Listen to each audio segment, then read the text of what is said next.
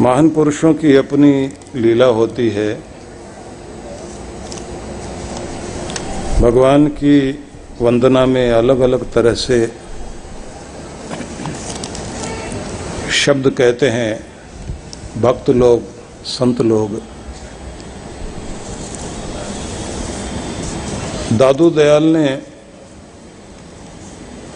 भगवान से निवेदन किया था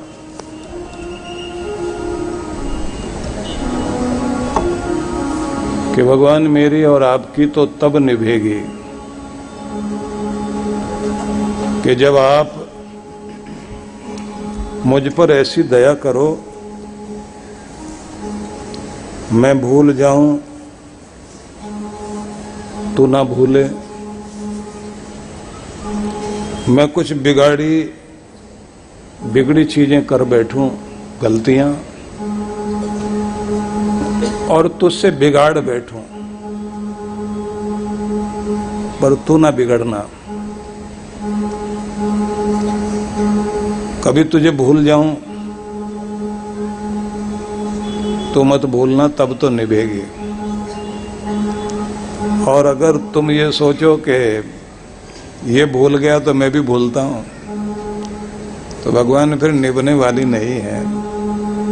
लेकिन है तो तेरे, और रिश्ता भी तेरे से ही पक्का है। और मेरी जिंदगी की नदी मिलेगी भी तुम्हें तुझ सागर में ही। तो इसलिए बिगड़े बच्चे पर यह कृपा करना कि मैं भूल जाऊं पर तू न भूलना। दादू दयाल ने भगवान से विनती की। ये साधारण विनती नहीं है कि तेरे सेवक का निभा तो तभी होगा जब तू इस तरह अपने सेवक पर, अपने भक्त पर दया करे कि ज्यों-ज्यों हम तुझसे संबंध तोड़ें तू संबंध को जोड़ता चले। कि कुछ भी हो मैं रिश्ता टूटने नहीं दूंगा। हम तोड़ें और तू जोड़ता जाए। हम कभी कभी मूर्खताओं पर मूर्खता करते हुए रिश्तों से दूर चले जाएं, पर तू टूटने ना दे। हम भुला दें लेकिन तू ना भुलाए। हमारी गलतियां ऐसी कि जिससे हर कोई बिगड़ जाए हम पर सबकी बिगड़ी बनाने वाले तू हम पर न बिगड़ना। हम गलती कर दें तो मेरे मालिक तू सुधार करना। और अगर हम तुझसे बिछड़ जाएं तो तू आकर जरूर मिल जाना। इस लायक बना देना कि हम आपके प्यार के काबिल बने। फिर भी कहता हूं भगवान कि जो तुझे भाते हैं वो भक्त वैसा तो मैं नहीं हूं, पर जैसा हूं उसी रूप में आकर स्वीकार कर और अपने दर्शन दे आकर। भगवान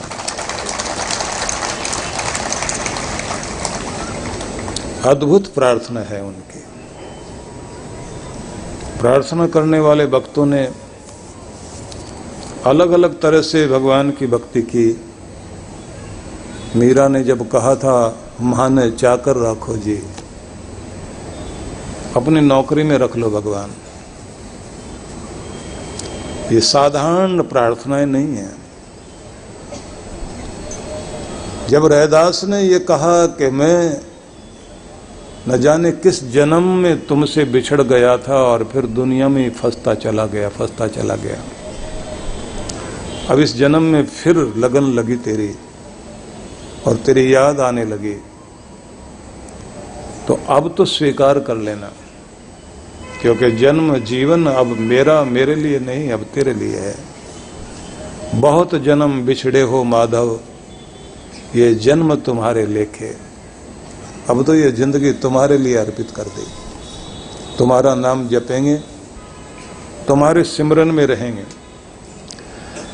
तो जो कुछ भी भगवान ड्यूटी लगाए, हमारे फर्ज उत्तरदायित्व हमें निभाने इस दुनिया में, उन्हें जरूर खूबी से निभाओ। लेकिन इस बात का ध्यान रखिए कि उसमें उलझते न जाएं, क्योंकि जैसे जब से हम उलझते जाएंगे दुनिया में फंसते जाएंगे, फिर निकल पाना बहुत मुश्किल है, क्योंकि ये माया का घेरा आसान नहीं है। तो भगवान ने बताया, सर्वद्वाराणि संयम्य मनोहृदि निरुध्य च मूर्धनि आधाय आत्मना प्राणम स्थितो योग धारणम। योग धारणा करें, अपने समस्त इंद्रियों के द्वारों को संयम करते हुए मन को हृदय में जोड़कर और मूर्धा में अपने मस्तिष्क में अपने प्राणों को स्थित करते हुए योग धारणा में रहकर ओम इत्य एकाक्षरम ब्रह्म व्याहरण माम अनुस्मरन।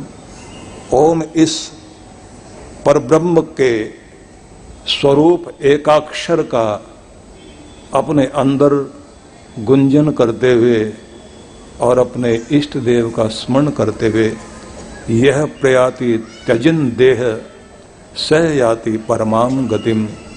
ऐसे करते हुए जिसका शरीर भी छूट जाए निश्चित रूप से उसकी परम गति हो जाती है। लेकिन इसके लिए हर व्यक्ति को सांसारिक रूप से भी सफलता पाने के लिए हर दिन अभ्यास इस तरह जारी रखना चाहिए कि उसका जाप भी साधना बन जाए, उसका सिमरन भी साधना बने, उसका पूजा करना भी साधना बन जाए। और साधना का ये नियम है कि आपका मन प्रभु में इस तरह टिक जाए कि संसार भूल जाए और आप उसमें खो जाएं। भगवान कहते हैं, अनन्य चेतः सततम यो माम स्मृति नित्यशः तस्याहम सुलभ पार्थ नित्य युक्तस्य योगिना। अनन्य भाव से जो भी मेरी भक्ति करता है, नित्यश नित्य प्रति करे, और इसमें भगवान कहते हैं सततम निरंतर करे, नित्य प्रति करे, अनन्य भाव से करे। तो इसका मतलब हुआ जीवन पर्यंत भक्ति की यात्रा जारी रहनी चाहिए। ये एक दिन किया जाने वाला कर्म नहीं है, ये तो आदत बन जाए कि आपके श्वास श्वास में प्रभु का सिमरन होता रहे। सदगुरु से विधि सीखनी चाहिए कि प्राण में प्रभु का नाम कैसे बसाया जाता है, श्वास सांस में कैसे भक्ति की जाती है।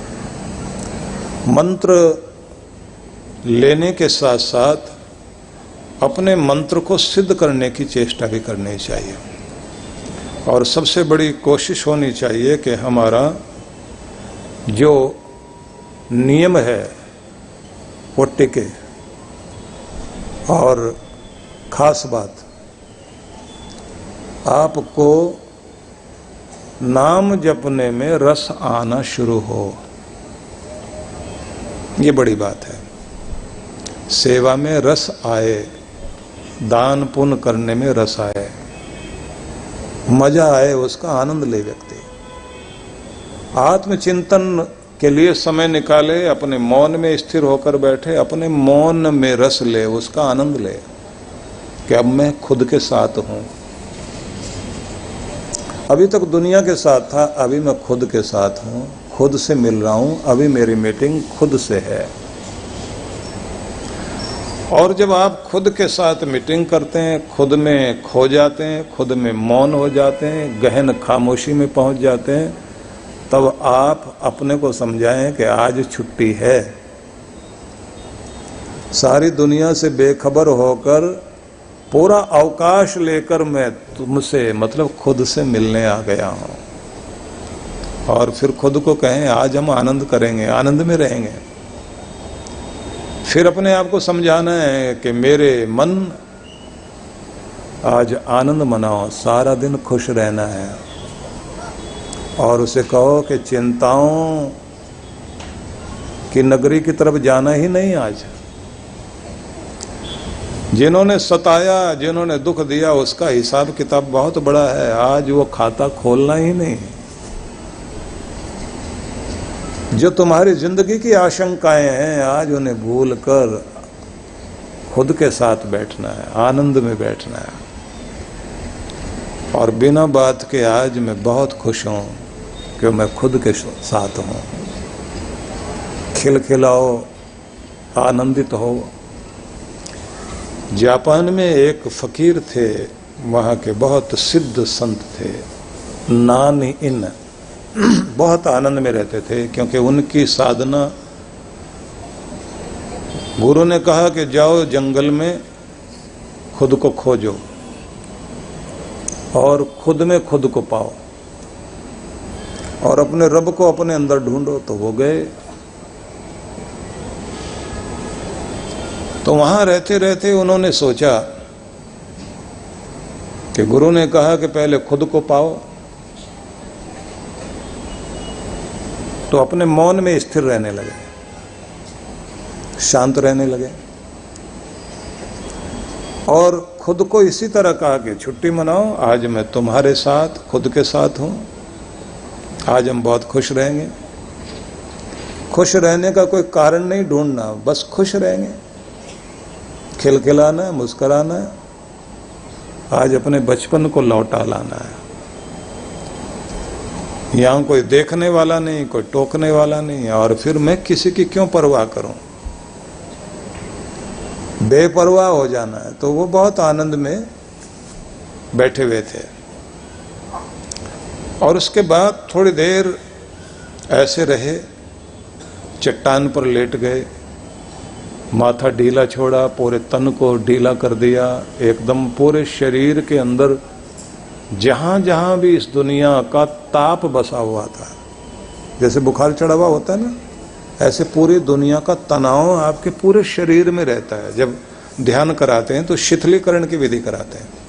शिथिलीकरण की विधि में सबसे पहले तो सीधा किया जाता है। इंसान को सीधा करने का मतलब उसके सारे तन के अंदर, मन के अंदर, चित्त में बसे हुए सारे तनाव को बाहर करते हैं। शांत शांत करते करते गहन शांति में लेकर जाते हैं और इतना शांत कर देते हैं कि वहां बैठा बैठा व्यक्ति या लेटा लेटा व्यक्ति अनुभव करता है कि अब तक मेरे अंदर कितना भार, कितना बोझ था, जो तनाव का, चिंता का, दबाव का था, मैं कितना परेशान रहता था। आज ऐसे जैसे पूरे आसमान के बादल बरस गए, बिल्कुल शांत होकर वो चट्टान पर लेटे हुए थे। और वैसे वैसे उनको लगा कि आज बहुत आनंद है जीवन में, कुछ करना ही नहीं, कोई चिंता ही नहीं। तो पक्षियों के बोलने की आवाज आई, तो बचपना जाग गया, तो बच्चों की तरह से पक्षियों की आवाज निकालने लगे, खिलखिला के हंसने लगे। पक्षी उड़कर भागे तो वो उधर की तरफ भागे, फिर कहीं बैठकर वहीं शांत हो जाएं। और ऐसे दिन बीत रहे थे।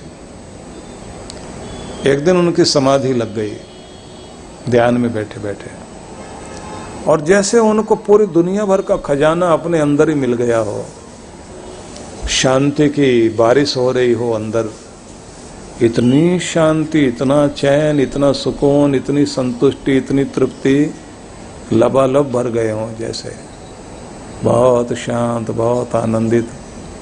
और जब आंखें खोलें, ध्यान का नियम है कि जब आप आंखें खोलें तो जमीन की तरफ देखते हुए खोलना, लेकिन उससे पहले क्या करना होता है, जितने गहराई में आप गए हुए हैं उस गहराई से धीरे धीरे वापस आओ। तुरंत आंखें नहीं खोलनी चाहिए, और ध्यान में बैठे हुए को कभी हिलाना भी नहीं। गहन नींद में सोए हुए को पकड़ के ऐसे मत हिला देना, वो बहुत गहराई में गया हुआ होता है। और उसके सामने जाकर एकदम तीखी आवाज में भी नहीं बोलना। वो पुराने टाइप के अलार्म होते थे ना, एकदम धड़ धड़ धड़ धड़ करके बोलते थे, वो नहीं चाहिए। अपनी पसंद की ट्यून लगाना, जो पहले धीमे धीमे धीमे धीमे आवाज आ रही हो अलार्म की, फिर थोड़ी थोड़ी बढ़े। एकदम झटके से कोई हिला दे या आवाज दे दे, ये एक सदमा होता है जो मस्तिष्क में लगता है। ध्यान वाले व्यक्ति के साथ तो कभी भी ऐसा नहीं करना। उसके पांव के अंगूठे के पास धीरे धीरे उंगलियों से सहलाएं, और वो भी इतना आराम से, क्योंकि उसको तो हल्की सी आवाज में भी झटका लगता है। ये नियम है। और जब गहराई से बाहर आए, धीरे धीरे बाहर आना, और बाहर आने के बाद जब आंखें खोलनी है ना, तो पूरे आनंद से भरे भरे नीचे की तरफ देखते हुए, जमीन की तरफ देखते हुए। अभी आप आंखें बंद करिए सब लोग, माथा ढीला छोड़िए, पलकों को कोमलता से बंद कीजिए, पलकों पर दबाव मत आने दीजिए, और एक लंबा गहरा श्वास लेकर धीरे से छोड़िए।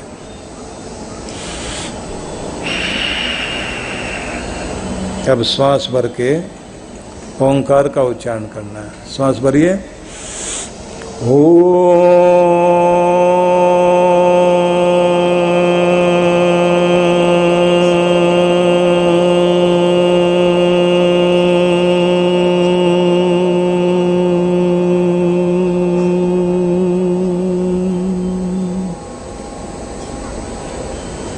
चेहरे पर आनंद का भाव लाइए, माथा शांत,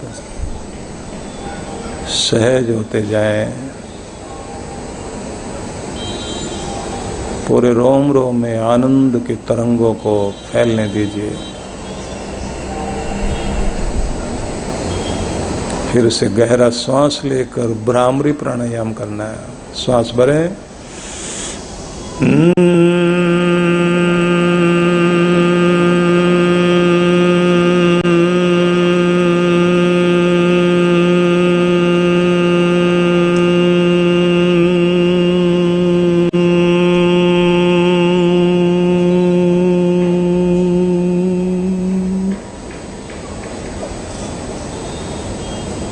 शांत होते जाइए, अपने मौन में उतरे।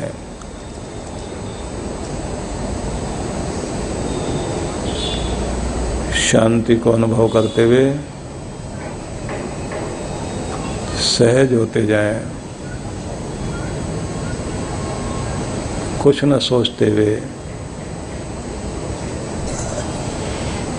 अपने अंदर की खुशी में स्वयं को टिकाइए।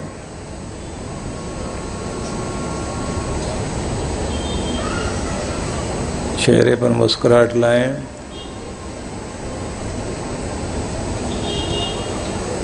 रोम रोम को खिलने दें।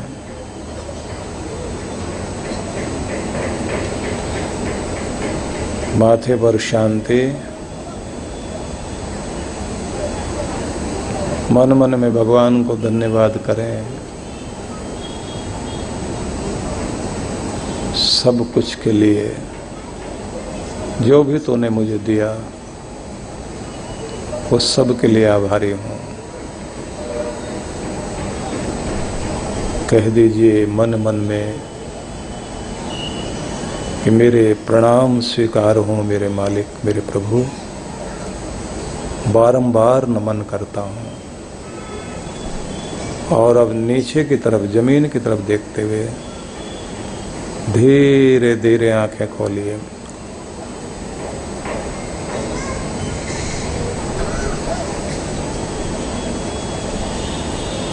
मुस्कुराते हुए देखिए इधर, तो अभी शांति आई ना, चैन मिलता है। जैसे जैसे आप साधना में उतरते जाएंगे तो उसके करीब होते चले जाओगे और उसका आशीष आपको अनुभव में आता। तो ऐसे नानीन जो है ध्यान में बैठे हुए और उनके रोम रोम में आनंद भरा हुआ, जब आंखें खोली तो दूर सामने उन्होंने देखा कि कुछ फूलों का एक बगीचा दिखाई दे रहा है जंगल में। तो बहुत सारी तितलियां उड़ रही हैं। वहां चले गए कि यहाँ मेरे परमात्मा का चारों तरफ कृपाओं का उपवन, यही नंदन वन है। वहां गए और वहां जाकर उन तितलियों के साथ, पंछियों के स्वरों के साथ वैसे गुनगुनाने लगे। इधर उनके सदगुरु को लगा कि मेरे शिष्य को कुछ मिल गया है, उनके अंदर कुछ आ गया है। तो जैसे माँ का दिल जुड़ा होता है ना अपने बच्चे के साथ, जैसे कोई बहुत प्रेम वाले मित्र हों, सखियां हों, जहां भी आपका प्रेम होता है, वो प्रेम जो है हर समय हृदय से जुड़ा रहता है।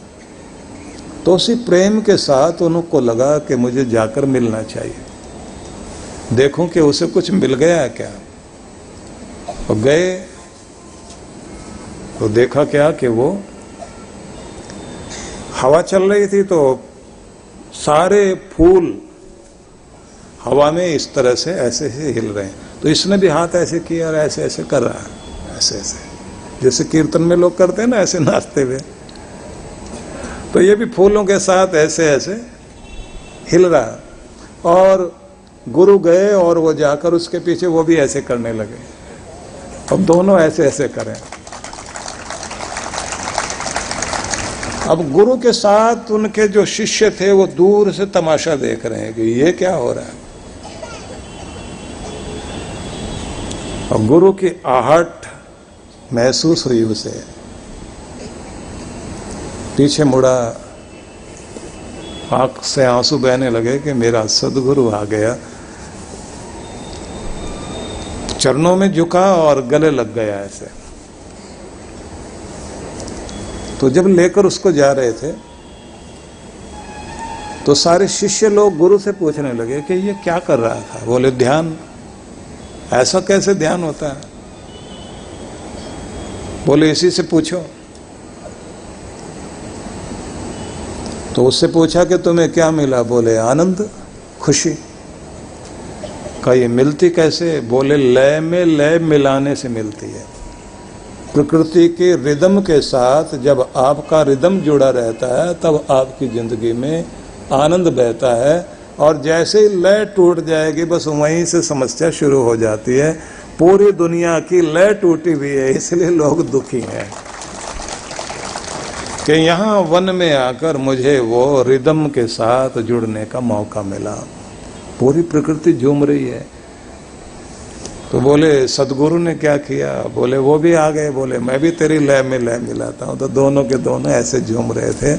तो जो वहां था वो उनको मिल रहा था और जो गुरु में था वो तो मुझे मिल ही रहा था।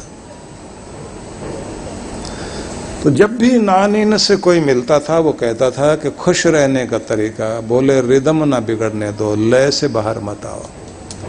पूरी सृष्टि में लय चल रही है, क्या करना होगा? बोले जैसे सूरज जागता है तुम भी जागकर काम में लगो। जैसे कलियां मुस्कुराती है तुम भी उठकर उनका स्वागत करो, मुस्कुराओ। और जैसे फूल खिलते हैं ऐसे ही सुबह उठ के बहुत खिलखिलाना। और जैसे मोती चमकते हैं घास पर तो उन मोतियों को देखकर सोचना कि आज मैंने फिर खुशियों का खजाना प्राप्त कर लेना, क्योंकि मोती चारों तरफ बिखरे हुए हैं। और जैसे ही तुम किसी झील में खिले हुए कमल को देखो तो समझ में आए कि ये अकेला कमल भी पूरे सरोवर की शोभा बन गया। तो मुझे भी ये ध्यान रखना है, मैं जहाँ भी रहूं वहाँ की शोभा बन जाऊं, वहाँ की मुसीबत ना बनूं। बस यही ध्यान रखना है। कुछ लोग तो नाम ही रख लेते हैं मुसीबत। किसी को आते देखा, बोले आ गई मुसीबत, बस अब चैन से नहीं बैठ सकते।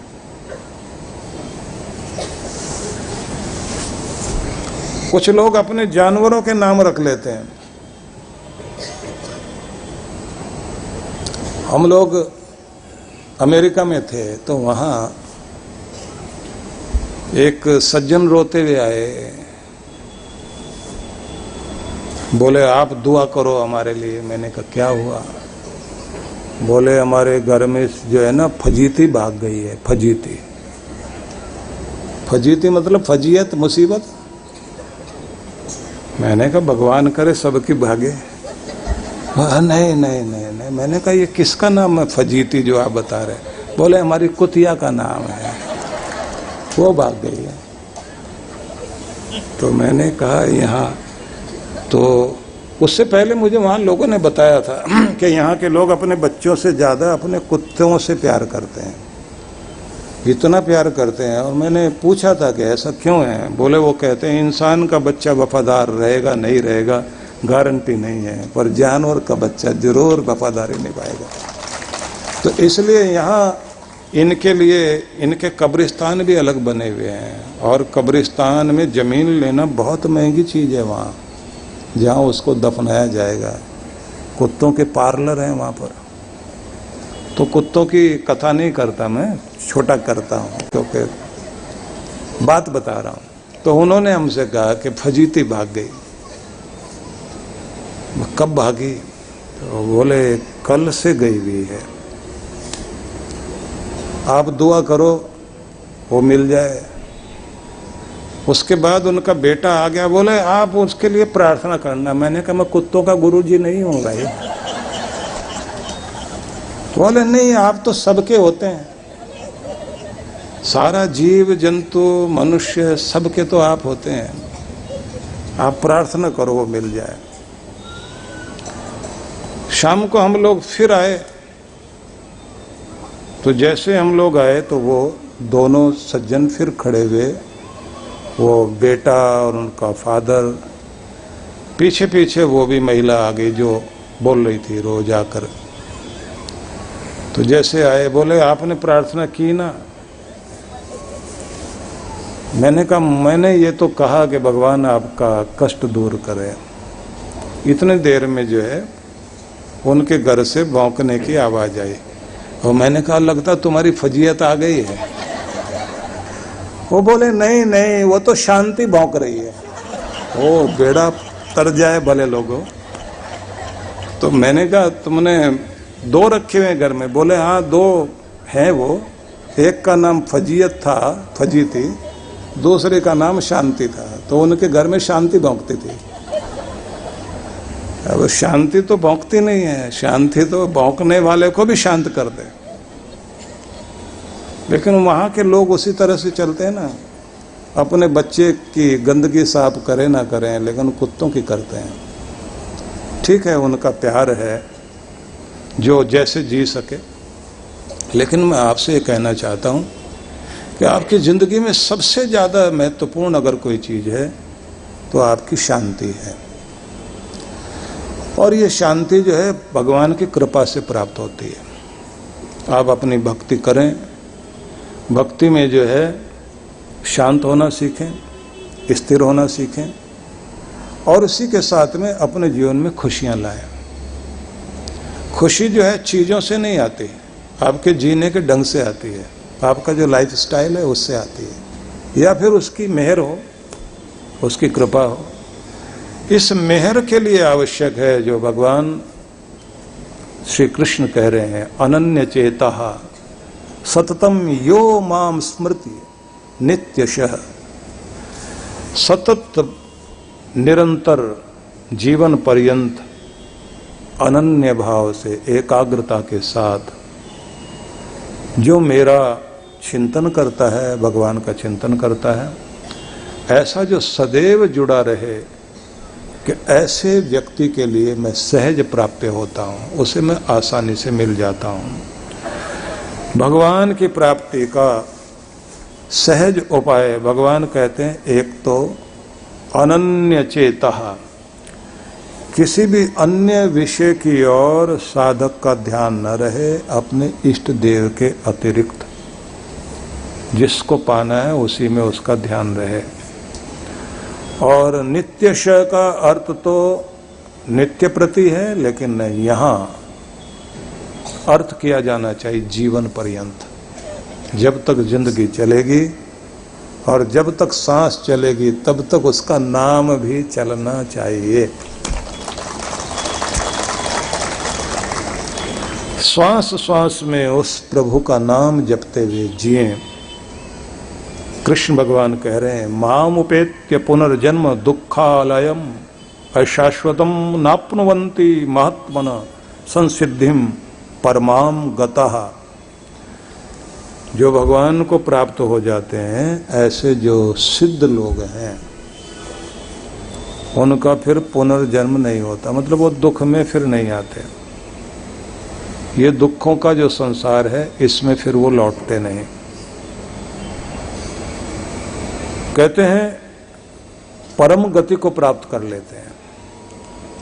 पराम गतः मतलब पहुंच जाते हैं वहां जो परम अवस्था, पूर्णत्व को प्राप्त कर लेते हैं। पूर्णत्व को प्राप्त करने का मतलब ये है कि फिर लौटने की बात नहीं है। सारी परीक्षाएं दे चुके, स्कूल की परीक्षा हो गई, कॉलेज की परीक्षा हो गई, अब विश्वविद्यालय की परीक्षा भी सारी पूरी कर ली, तो अब फिर उस क्लास में जाने की जरूरत तो नहीं, फिर तो उस कॉलेज में जाने की जरूरत नहीं पड़ती। तो सारी परीक्षाएं खत्म और पूरी छुट्टी, दुखों से छुट्टी। जब तक दुनिया में रहोगे ध्यान रख लेना, ये विद्यालय है आपका, यहाँ परीक्षा चलेगी चलेगी, रोज एग्जाम होंगे और बताया नहीं जाएगा कि आज एग्जाम भी है। छोटा बच्चा हो या बड़ा बूढ़ा कोई हो, परीक्षा तो सबने देनी है। आप आंसुओं से भरे रहें या मुस्कुराते रहें, आपको परीक्षा तो देनी पड़ेगी। बस वही बात है, देह दरे का दंड है, सब कोबू को होए, ज्ञानी भुगते हंस हंस कर और मूर्ख भुगते रोए। इसलिए हंस हंस कर भुगतिए और अपनी समस्याओं का सामना कीजिए। अभ्यास से आएगा ये सब, अभ्यास चाहिए, लगन चाहिए। ये ध्यान रख लेना कि अगर आपकी लगन पक्की है तो रास्ता आसान हो जाएगा। अपने जोश को बनाए रखना चाहिए। देखिए, जोश बना हुआ, श्रद्धा बनी हुई है तो आपका नियम टिका रहेगा। बीच बीच में अगर अग्नि मंद हो जाए, फिर जाओ गुरु दर्शन करो, कोई साधना अटेंड करो, कोई कैंप में जाओ, गुरु के कैंप में जाकर वहाँ भाग लेकर आओ। और गुरु जहाँ जहाँ भी बुलाते हैं, कोशिश करनी चाहिए ना कि हमने पहुँचना है। हिमालय की यात्रा पर बुलाएं, ऋषिकेश में बुलाएं, या फिर जहाँ सारे गुरु भक्त बैठे हुए हैं उस साधना के लिए आ जाएं। एक बार हम लोग लेकर गए सबको बद्रीनाथ में, तो बद्रीनाथ में बुलाया तो 300 लोग साथ थे। अब 300 लोग वहाँ पहुँच गए तो वहाँ बार बार बाहर आकर लोग मिलें तो कहें यहाँ तो कहीं पेड़ पौधे भी नहीं हैं। जहाँ ठहरे थे वहाँ छोटे छोटे पौधे फूल के लगाए, उनमें भी फूल आए हुए थे तो सफ़ेद। यहाँ लोग कैसे रहते हैं? साधना करना तो आसान बात नहीं। इतनी दूर तीर्थ में लोग आते कैसे हैं? चारों तरफ जो पहाड़ हैं तो बर्फीले पहाड़ हैं ना, बद्रीनाथ में और केदारनाथ में तो और भी कमाल है। उतने शांत स्थान में बैठकर साधना करने के लिए जब आप जाएं तो नियम तो यही है कि आप अपने एक बार दर्शन करके भी आ गए तो रोज रोज मन में उस दर्शन को बैठाकर मानसिक रूप से जाना चाहिए वहाँ। कि हम जैसे वहाँ पहुँच गए और बद्रीनाथ भगवान के, बद्री प्रभु के दर पर सीढ़ियों पर जैसे आप चढ़ रहे हों, दोनों हाथ लगा लगा कर, माथे से लगाकर उस चरण धूल को, जो न जाने कितने कितने भक्त वहाँ से होकर जाते हैं, अंदर पहुँचे हाथ धोए। वैसे तो स्नान करके जाना होता है। जब आप जाएं तो जाते ही मानसिक रूप से पहुँच जाओ। तो प्रणाम करना अपने तरफ से, अपने माता पिता की तरफ से जिन्होंने जन्म दिया, पाला पोसा, आपके लिए दुख सहे, उनके कल्याण की कामना करो। उनके कामना करते हो, कहो जो मेरे लिए हमेशा दुआ मांगते हैं, आज मैं उनके लिए प्रार्थना कर रहा हूँ कि भगवान उनका भला करना, मेरे माता पिता का भला करना। और फिर उनसे भी, उनके लिए मंगल कामना करने के बाद कहना, उनके भी जो माता पिता हैं उनके लिए। ये महिलाएं जाती ना जब डुबकी लगाती हैं तो एक डुबकी अपनी तरफ से लगाने के साथ साथ पहली डुबकी अपने लिए नहीं लगाएंगे, अपने बच्चे के लिए लगाएंगे, फिर अपने पति के लिए लगाएंगे, माता पिता के लिए लगाएंगे, मायके वालों के लिए लगाएंगे। और कितनी भी ठंड लग रही हो, सबके लिए मंगल कामना करेंगे। और सारी ही चिंता देवी बनी होती हैं, अपनी चिंता छोड़ के बाकी सबकी चिंता करती हैं ये लोग। भगवान ने इनको बनाए ही न जाने किस तरह की मिट्टी लगाई है, इस सब के लिए सोचते हैं। और इनको एक ही चाहत होती है कि दुनिया की तारीफ नहीं चाहिए, हमारे अपने जो हैं वो दो शब्द कभी थैंक्स के बोल दें कि तुमने हमारे लिए बहुत कुछ किया, जान पड़ जाती है। कभी बता दें कि तुम्हारा होना कितना महत्वपूर्ण है हमारी जिंदगी में, बड़ा चैन मिलता है इनको। भक्त को चाहिए कि वो जाकर प्रणाम करे अपनी तरफ से, अपने माता पिता की तरफ से, अपने पितरों की तरफ से, अपने पूर्वजों की तरफ से, और आखिर में अपने पूरे देश के लिए मंगल कामना करनी चाहिए। मेरा देश हरा भरा रहे, खुशहाल रहे और दुनिया में सब सुखी हो, ऐसे प्रार्थना करनी चाहिए। कुछ लोग होते हैं वो कहते हैं बाकी सबका भला करना है एक को छोड़ के, वो जिससे दुश्मनी होती है ना उसके लिए तो यही कहते हैं भगवान उससे तो निपट लेना बस, बाकी तो मैं सबके लिए कहता हूं सबका कल्याण करना। हर दिन बैठे बैठे अपने मंदिर में, अपने घर में वहीं से यात्रा करो, लेकिन लगन लगाना बहुत जरूरी है। और ये बात ध्यान रख लीजिए कि माहौल बनाना भी आवश्यक होता है। घर के अंदर भक्ति का माहौल बनेगा ना तो उस माहौल में जो भक्ति ना भी करते हो वो भी करेंगे। जिस घर में पढ़ने का माहौल होता है तो सब पढ़ते हैं, जिस घर में सुबह उठकर एक्सरसाइज करने का माहौल बन जाए सब करेंगे, कुछ ना कुछ थोड़ा थोड़ा जरूर करेंगे। और जिस माहौल में लड़ना झगड़ना ही चलता हो तो थोड़ा थोड़ा सब करेंगे, और जिसका जितना बस चलेगा उतना लड़ेगा। तो कौन सा माहौल चाहते हैं आप अपने घर में? और अगर माथा पीटने का माहौल है, उनके छोटे छोटे बच्चे भी ऐसे माथा पीटते हैं ऐसे, क्योंकि आदत पड़ गई है। माहौल बनाइए भक्ति का।